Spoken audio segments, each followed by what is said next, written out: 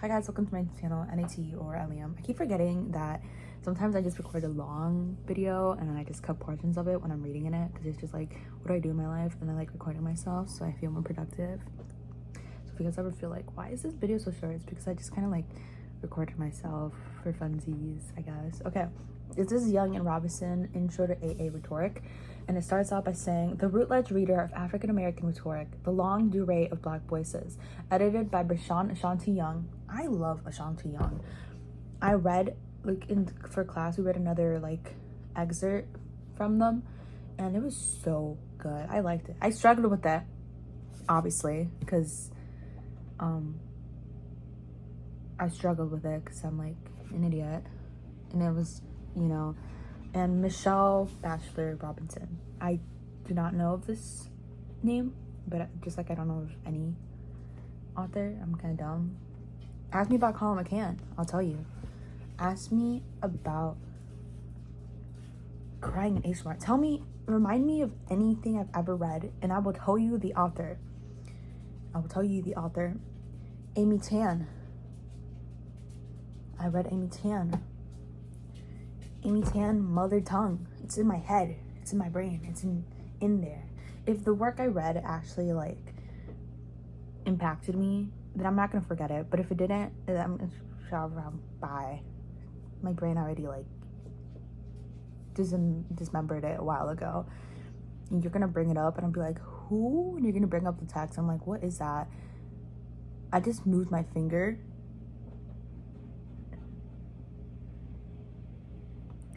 And it burned so bad. I'm so confused because it's not burning anymore. Why did it do that? Introduction. African American Rhetoric, What It Be, What It Do. Volume editors Bashan Ashanti Young and Michelle Bachelor Robinson. What It Be. The late dramatist, essayist, poet, theater director, and overall rhetorician Leroy Johns, later Amiri Baraka, Contents in Blue People, 1963. His influential study of the African American experience through music, that when a man looked up in some anonymous field and shouted, "Oh, I'm tired of this mess. Oh yes, I'm so tired of this mess," you can be sure he was an American. XII. Baraka uses this scenario to establish the angle he pursues in his study, an angle we adopt in his introduction to explain the method of reading African American rhetoric that we, as the general editors, advance in this volume. The context of Baraka's anecdote reveals that the man in question is an African who is enslaved in America. The enslaved African recognizes, assesses, and speaks against his status and situation in America. It is at this point in the man's experience, Baraka argues, that the man ceases to be a captured African and begins the journey from a slave to citizen. Using this image, Baraka states the purpose of his study. Black as a slave is one thing. The Black as American is quite another. But the path the slave took to citizenship is what I want to look at, emphasizes an original IX. While we too are interested in this African American journey from slave to citizenship, we are primarily interested in this volume in presenting and evaluating the rhetorics that African Americans have engaged, deployed, and employed since the first importation of slaves in 1619 to Barack Obama's 2 terms as the first elected U.S. president of African descendants, circa 2008 to 2016. For our particular rhetorical purposes then, Amiri Baraka's scenario helps us pinpoint 6 elements that constitute African American rhetoric as a general category, and helps us argue the case for considering, as we do, some of the varied discourses that have occupied African Americans over the past 400 years. The first element of African American rhetoric we wish to consider is language, which is why we begin the first full part after the introduction with an assessment of the rhetorics of language and literacy. In Baraka's image, the man speaks, "Oh, I'm tired of this mess," in a way that is distinct from, but certainly influenced by and related to other common Englishes of the time. His dialect is not quite the same as an imagined master might speak. However, it is certainly intelligible to the master and others. Thus, we can call this first element the language from and of the African American experience, a language that shares similarities to other Englishes and is used to communicate across Englishes. However, from a linguistic perspective, this language has its own identifiable patterns of grammar, phonology, morphology, and syntax. Young et al. What is it? Did I read the other part? Yeah, I did. The various ways that this language gets used and deployed leads to a discussion of style, the second element of African American rhetoric. Culturally speaking, African American style is not the only manner or flair with which African Americans use language, but is also expressive of particular viewpoints or perspectives. Linguist and rhetorical theorist Geneva Smitherman, 1977, helps us understand the relationship between these first two elements when she advises readers to think of Black speech as having two dimensions, language and style. Though we will separate the two for purposes of analysis, they are often overlapping. This is an important point frequently overlooked in the discussions of Black English. Consider two examples. Nina Simon sang, "It bees that way sometime." Here the language aspect is the use of the verb be to indicate a recurring event or habitual condition, rather than a one-time only occurrence. But the total expression, "it bees that way sometime," also reflects Black English style, for the statement suggests a point of view, a way of looking at life, and a method of adapting to life's realities. To live by the philosophy of "it bees that way sometimes" is to come to grips with the change that life bees putting us through, and to accept the changes in bad times as a constant, ever-present reality. Reverend Jess Jackson preached, "If Africa would, if Africa could, America could, if America would. But Africa can't, and America ain't." Now here, Reverend Jess is using the language of Black dialect when he uses ain't, and when he pronounces can't as can't. But the total expression using Black rhythmic speech is the more powerful because the Rev has plugged into the style of Black dialect. The statement thus depends for full communication on what Black poet Eugene Bedmont calls songified pattern and on an Afro-American culture belief set. That belief holds that white America has always failed Blacks and will continue to do so, and that going back to Africa or getting any help from African countries is neither feasible nor realistic because newly emerging African nations must grapple first with problems of independence, economic and otherwise, inherited from centuries of European colonization. Talking and testifying. 3. It's important to note that Smitherman describes Black speech here in two interconnected ways. The first is speech as a language, or as the ability to express thoughts and feelings by articulate sounds, when she describes, for example, the use of the word be to indicate a recurring event or habitual condition.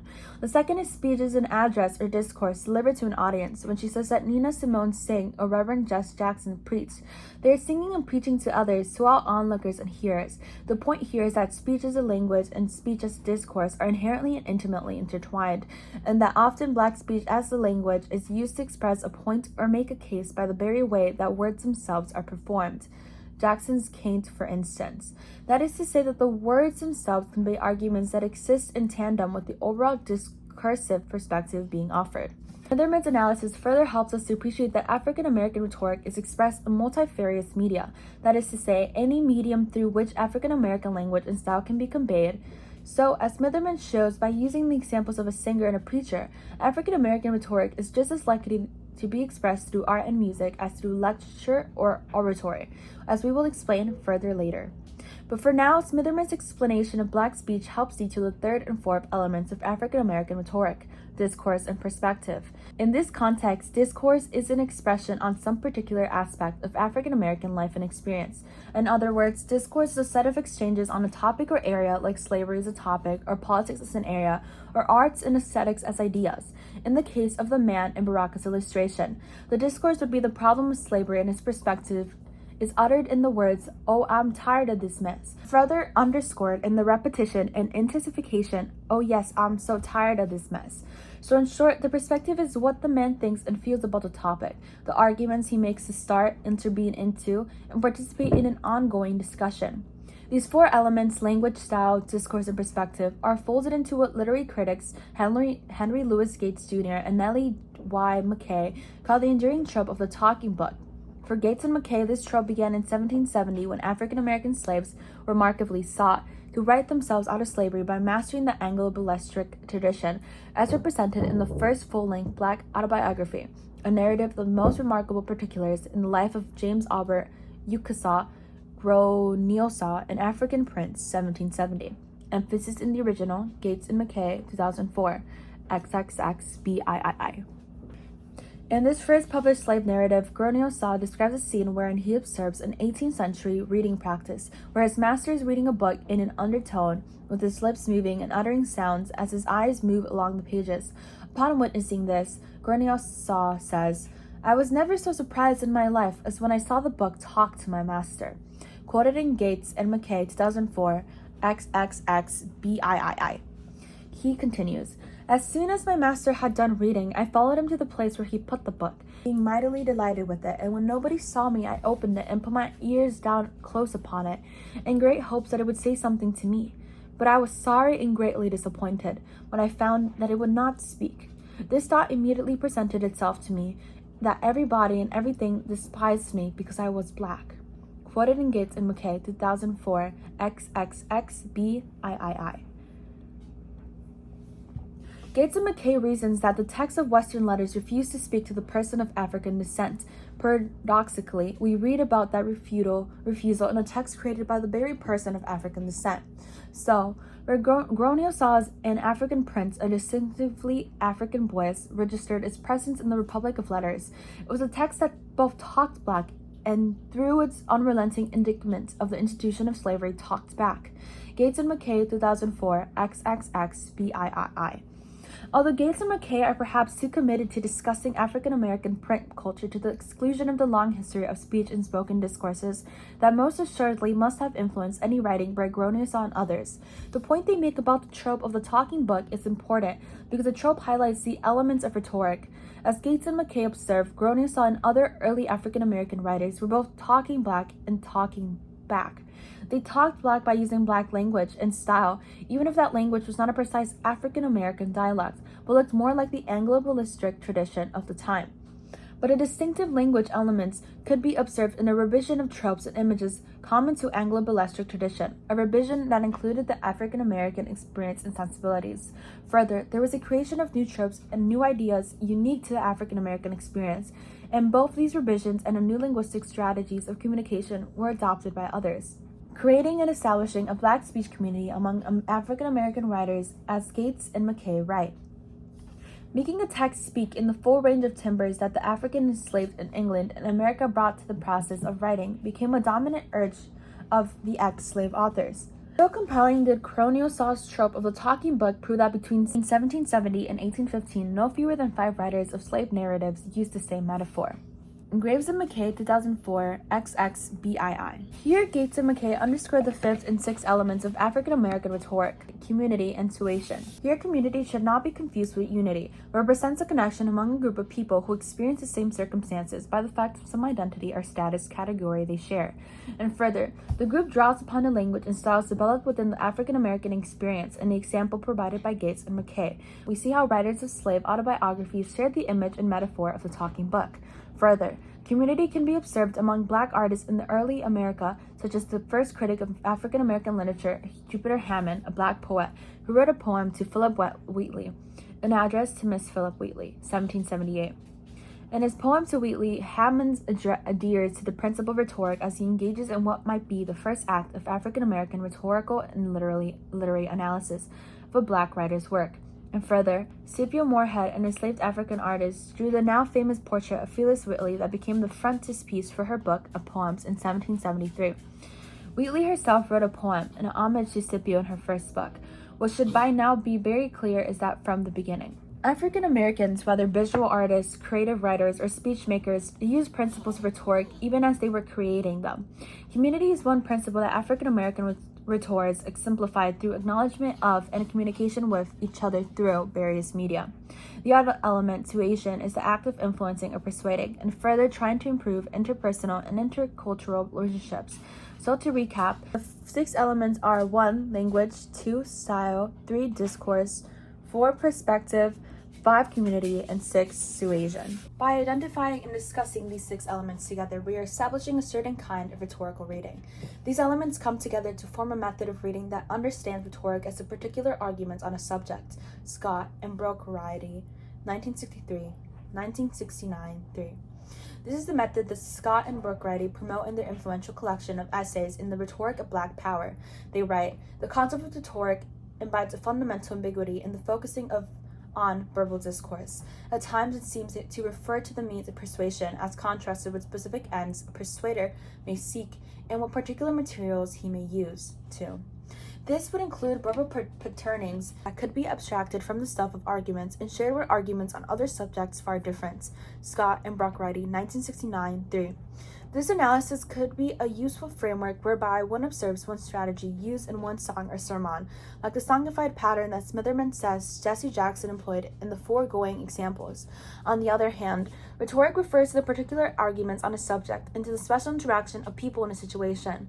Here, rhetoric comes to include the tendencies to shape lines of argument favorable or unfavorable to that subject and to influence kinds of interpersonal relationships. Scott and Brookrighty, 1969-3. This latter takes on rhetoric is the one we promote by encouraging readers to consider our 6 elements in aggregate rather than separately. This is why, consequently, we have divided the book into topics and categorized the rhetorics according to particular discourses and situations.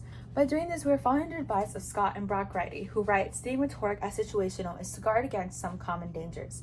Critics are too prone to see persons involved in persuasion as grand actors without taking due account of the senses in which they act. 1969-3.